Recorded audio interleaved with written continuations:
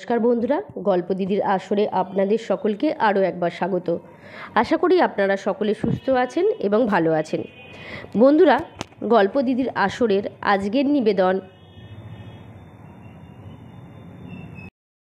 নমস্কার বন্ধুরা, গল্প দিদির আসরে আপনাদের সকলকে আরও একবার স্বাগত। আশা করি আপনারা সকলে সুস্থ আছেন এবং ভালো আছেন। বন্ধুরা, গল্প দিদির আসরের আজকের নিবেদন সমরেশ বসুর লেখা ছোট্ট একটি ভূতের গল্প, উত্তর সিকিমের ভূত বাংলো।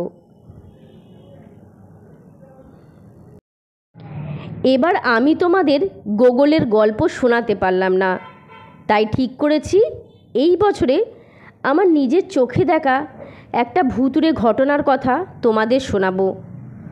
ভুতুড়ে ঘটনাটা সত্যি ভূতের কাণ্ড কারখানা কিনা সেটা তোমরাই বিচার করবে।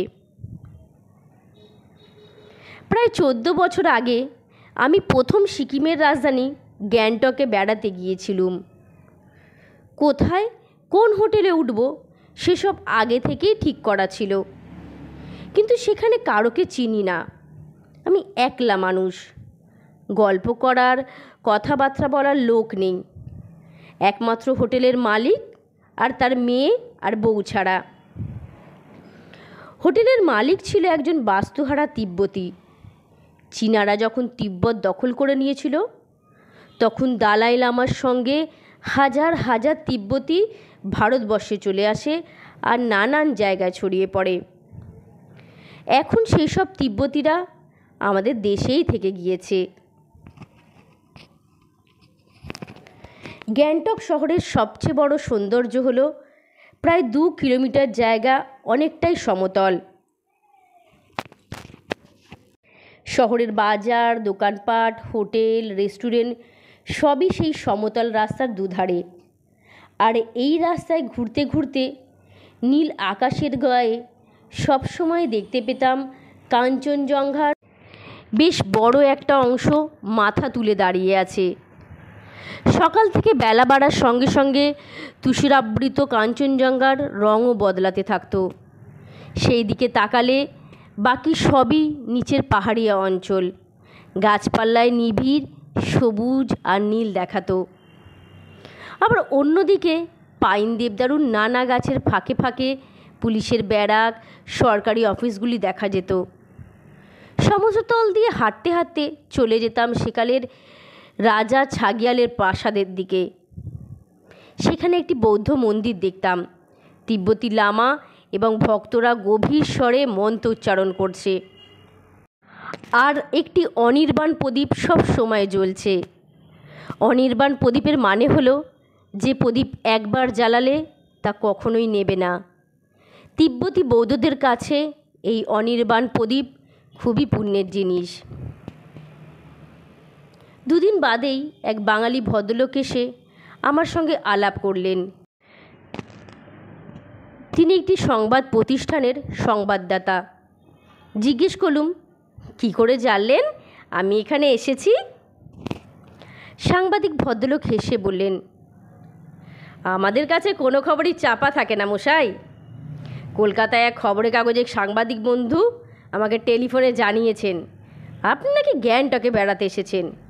খবর পেয়েই হোটেলগুলোকে খোঁজ নিয়ে জানলুম আপনি এই হোটেলেই উঠেছেন, তাই আপনার সঙ্গে আলাপ করতে এলুম। আমিও ভদ্রলোককে পেয়ে খুব খুশি হলুম। তিনি ওর বাড়িতে আমাকে নিয়ে গেলেন, তার স্ত্রীর সঙ্গে পরিচয় করিয়ে দিলেন। ওদের একটি 4-5 বছরের মেয়ে ছিল। হাসি খুশি মেয়েটির সঙ্গেও আমার খুব ভাব জমে গিয়েছিল। সে আমাকে গ্যাংটকের অনেক গল্প শোনাতো। সাংবাদিক ভদ্রলোক গ্যাংটকের যা কিছু দেখবার সবই আমাকে ঘুরিয়ে দেখিয়েছিলেন। তিনিই আমাকে পরিচয় করিয়ে দিয়েছিলেন মিলিটারি ক্যাপ্টেন টিকে বাসুর সঙ্গে। টিকে বাসু অর্থাৎ তাপস কুমার বসু। গ্যাংটকের মতো জায়গায় একজন বাঙালি মিলিটারি ক্যাপ্টেনের সঙ্গে আলাপ হওয়া খুবই সৌভাগ্যের বিষয়।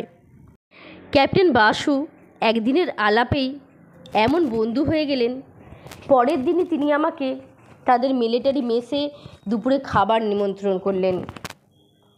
বললেন, আপনি হোটেলেই তৈরি হয়ে থাকবেন, আমি নিজে না আসতে পারলে কাউকে গাড়ি দিয়ে পাঠিয়ে দেব। মিলিটারি ড্রাইভার আপনার খোঁজ করে আপনাকে এসে নিয়ে যাবে। গ্যাংটকের মতো জায়গা, এইরকম একজন ক্যাপ্টেনকে পেয়ে আমার খুব আনন্দ হলো। পরের দিন একজন মিলিটারি পোশাক পরা সর্দারজি অর্থাৎ শিখ ড্রাইভার বেলা 11টার সময় হোটেলে এলেন। আমি হোটেলের নিচের তলায় রেস্টুরেন্টে বসেছিলুম। ড্রাইভার সর্দারজির হোটেলের মালিককে আমার নাম বলতেই তিনি আমাকে দেখিয়ে দিয়ে গেলেন। সর্দারজি আমাকে ছোট্ট একটি চিরকুট দিলেন। তাতে লেখা ছিল, দাদা, ড্রাইভার যশবন্ত সিং আপনাকে নিয়ে আসবে, আপনি ওর সঙ্গেই চলে আসবেন। ইতি তাপস। আমি যশবন্ত সিংহের সঙ্গে একটা জিপে চেপে বেরিয়ে পড়লুম। সমতল পাহাড়ি পথে গিয়ে মিলিটারি মেসে যেতে আমার রীতিমতো ভয় হয়েছিল। মেসটা ছিল একটা পাহাড়ের মাথায়। রাস্তাটা এমন উঁচু খাড়া, একটি এদিক ওদিক হলেই একেবারে সোজা জমালয়ে চলে যেতে হবে। যাই হোক, মেসে পৌঁছলুম। সামনেই লন। একটা গাড়ির পক্ষে পুরোপুরি পাক খাবার মতো জায়গা নেই। মেসরুমটা বেশ বড়। ক্যাপ্টেন টি বাসু ছাড়াও আরও কিছু ভদ্রলোক ভদ্রমহিলা ছিলেন। ভদ্রলোকেরা সকলেই নানান স্তরের অফিসার, এবং যিনি মিলিটারি ডাক্তার ছিলেন তিনি একজন উড়িয়া। ক্যাপ্টেন বাসু ছাড়া আর কোনো বাঙালি না থাকলেও সকলের সঙ্গে আমার খুব ভাব হয়ে গেল। অনেক রকম রান্না হয়েছিল, সবই দেশীয় রান্না। মাংসের বিরিয়ানি, কাবাবের তো কোনো তুলনাই ছিল না। খাওয়া দাওয়া মিটতে প্রায় বেলা 3টে বেজে গিয়েছিল। ক্যাপ্টেন বাসুই ছিলেন মেসের ইনচার্জ, আর মেসের গায়ে ছিল তার ছোট্ট 2 কুঠুরির থাকবার ঘর। সেখানে বিশ্রাম নেবার সময় ক্যাপ্টেন বাসু আমাকে বললেন, উত্তর সিকিম হলো মিলিটারিদের হাতে, সেখানে সাধারণ মানুষ এখান থেকে যেতে পারে না, বিশেষ অনুমতি লাগে। আর উত্তর সিকিমে যারা বাস করে তারা কেউ ওদিকে আসতে পারে না। এই সীমান্ত অঞ্চলে সামরিক কড়াকড়ি খুব বেশি। তবে আপনি যদি উত্তর সিকিমে বেড়াতে যেতে চান, আমি তার ব্যবস্থা করে দেব। আমাদের সঙ্গে গেলে আপনার কোনো অনুমতির দরকার হবে না। আমি তো শুনে খুব খুশি হয়ে গেলাম। তখনই রাজি হয়ে গেলুম। 2 দিন পরেই সকালবেলা একটা জংলা জিপে আমরা উত্তর সিকিমের পথে রওনা হলুম। জংলা জিপ এমন গাড়ি যা খাড়া পাহাড়ি পথে চলতে পারে। ক্যাপ্টেন বাসু ছাড়া আমি আর ডাক্তার মেজর মোহান্তি এবং তার স্ত্রী ছিলেন। গাড়ির চালক ছিলেন সেই যশবন্ত সিং। উত্তর সিকিমের পথটা গিয়েছে তিস্তার উৎসের দিকে, অর্থাৎ তিস্তা যেখান থেকে বরফ গলে পাহাড় থেকে নেমে আসে, শিলিগুড়ির পাশ দিয়ে সমতলে নেমেছে। আমরা সেই ওপরেই উঠছিলুম, আর আস্তে আস্তে পাহাড় পর্বতের দৃশ্য বদলে যাচ্ছিল।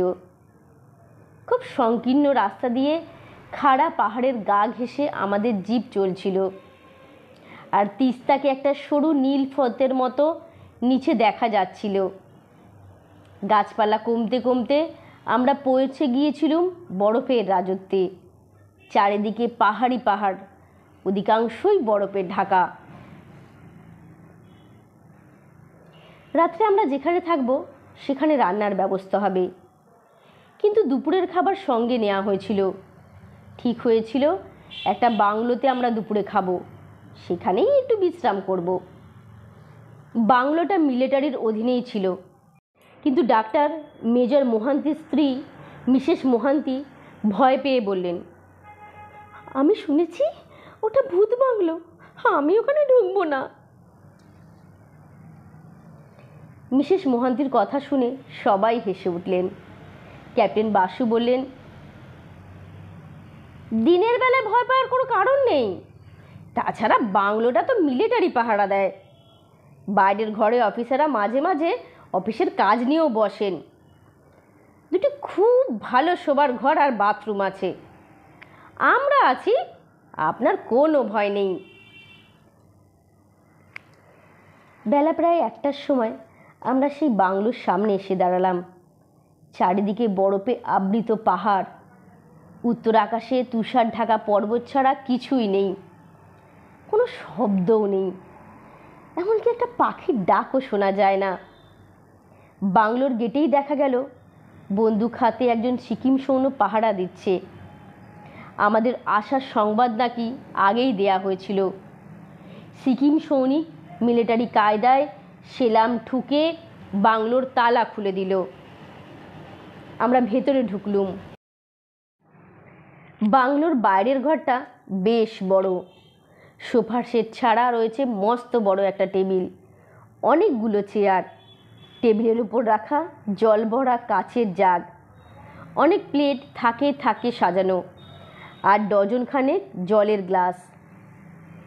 আমি বাংলোর ভিতরের অন্যান্য ঘরগুলি দেখে এলুম। সত্যি বেশ সুন্দর সাজানো ঘর।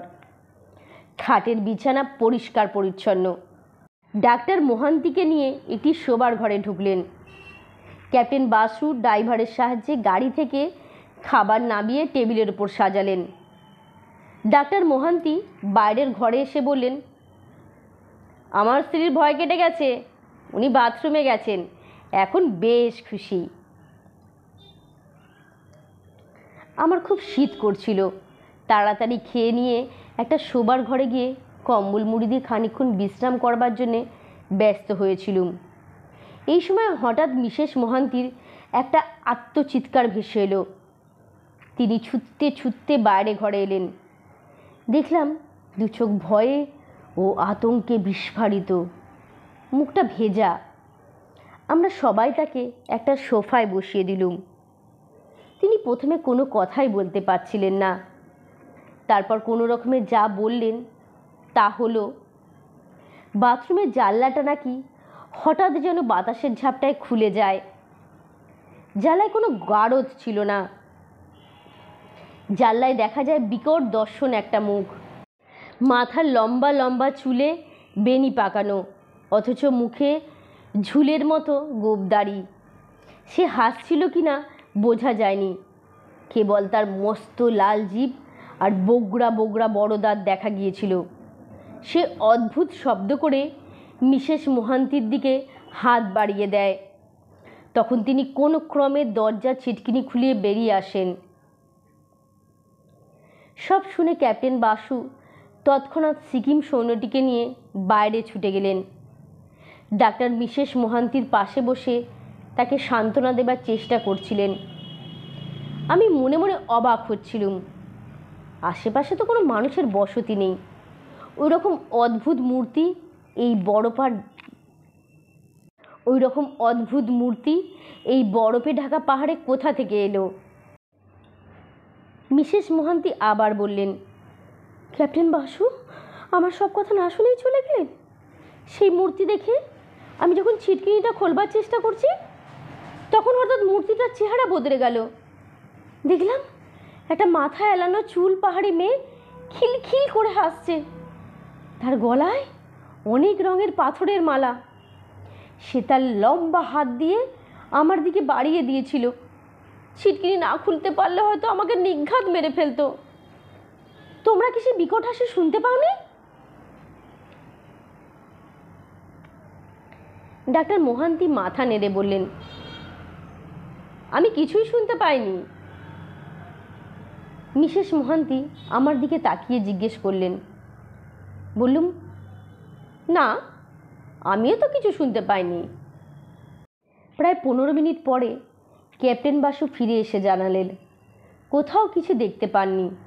কাছেপিঠের মধ্যে বাংলোর পিছনে পাহাড়ের উপরে একটা বৌদ্ধ মন্দির রয়েছে। সেখানে একটি আলাদা কাঠের বাড়িতে একটি তিব্বতী পরিবার রয়েছেন। সেখানে ওরকম কোনো মানুষের মূর্তি দেখা যায়নি। তাছাড়া ক্যাপ্টেন বাসু সিকিম সৈনিকের নিয়ে এত তাড়াতাড়ি গিয়েছিলেন, কেউ পালাতে গেলে তিনি নিশ্চয়ই দেখতে পেতেন।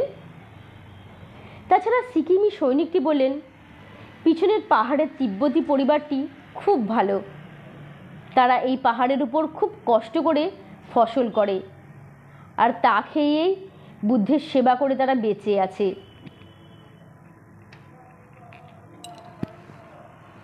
যাই হোক, খাবার ঠান্ডা হয়ে যাচ্ছিল, খিদে পেয়েছিল সকলেরই।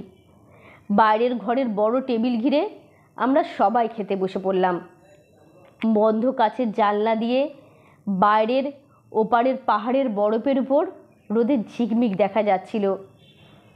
পরোটা, আলুর দম, শুকনো করে রান্না মাংস আর মিষ্টি ছিল দুপুরের খাবার।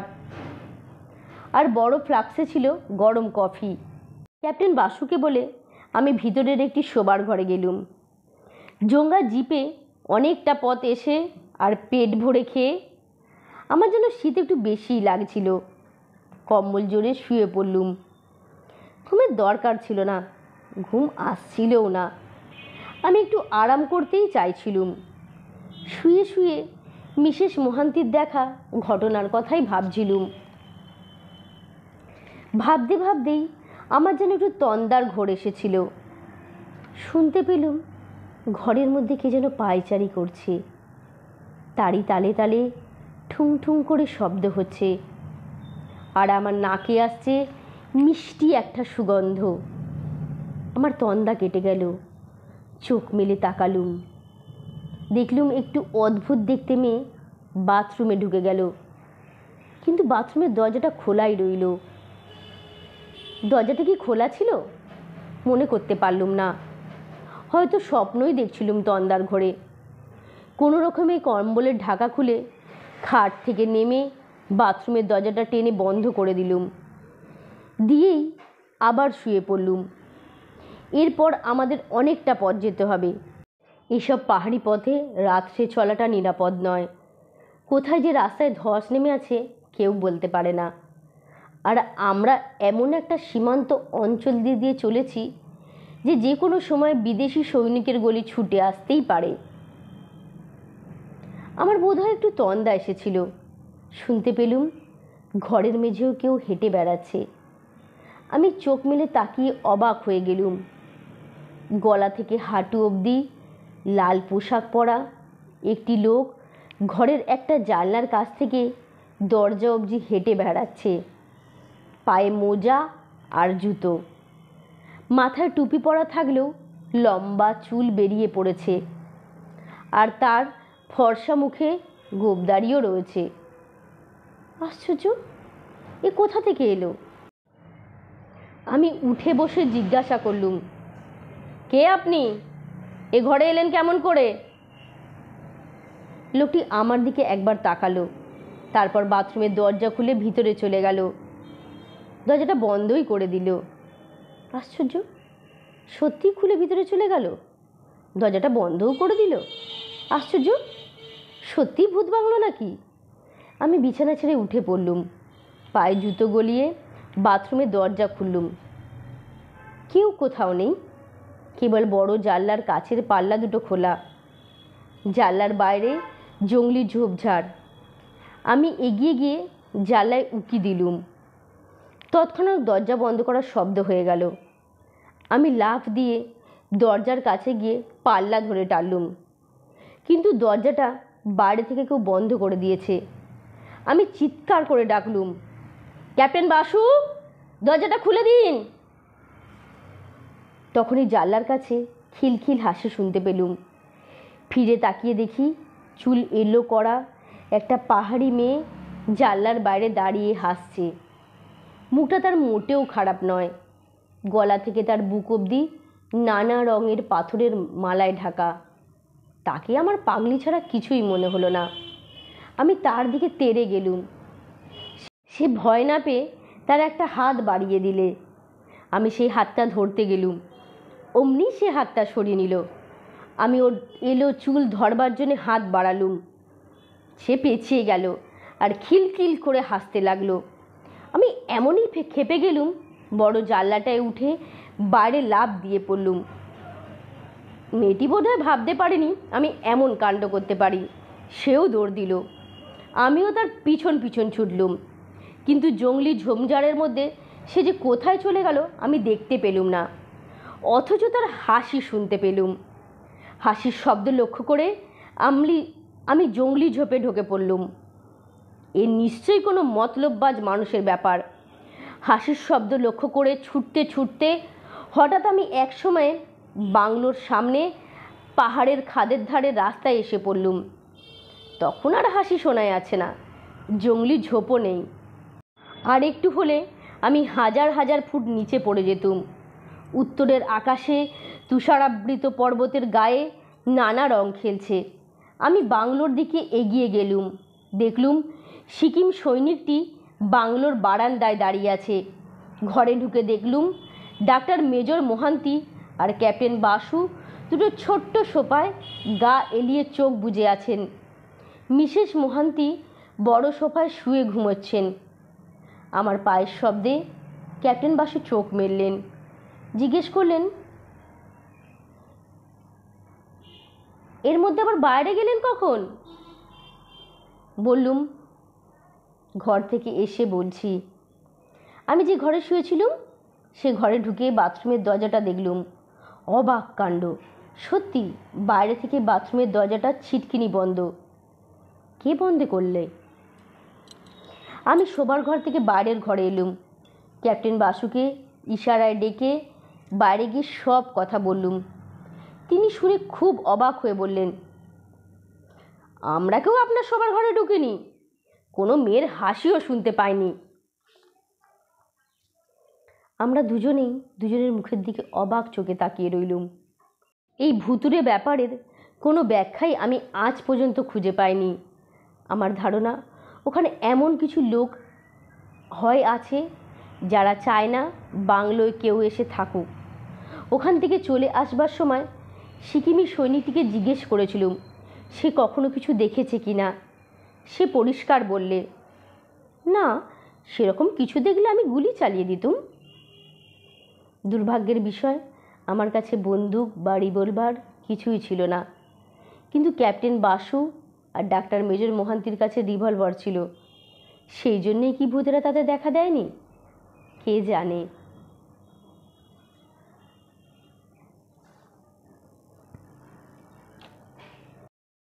বন্ধুরা, শেষ হলো আজকের গল্প পাঠ। আজকে ছোট্ট একটি গল্প পাঠ করে আপনাদের আমি শোনালাম। কেমন লেগেছে অবশ্যই জানাবেন। আর এই ধরনের ছোট ছোট গল্প কিংবা বড় বড় গল্প শুনতে প্লিজ আমার চ্যানেলটিকে সাবস্ক্রাইব করবেন এবং সাথে থাকবেন।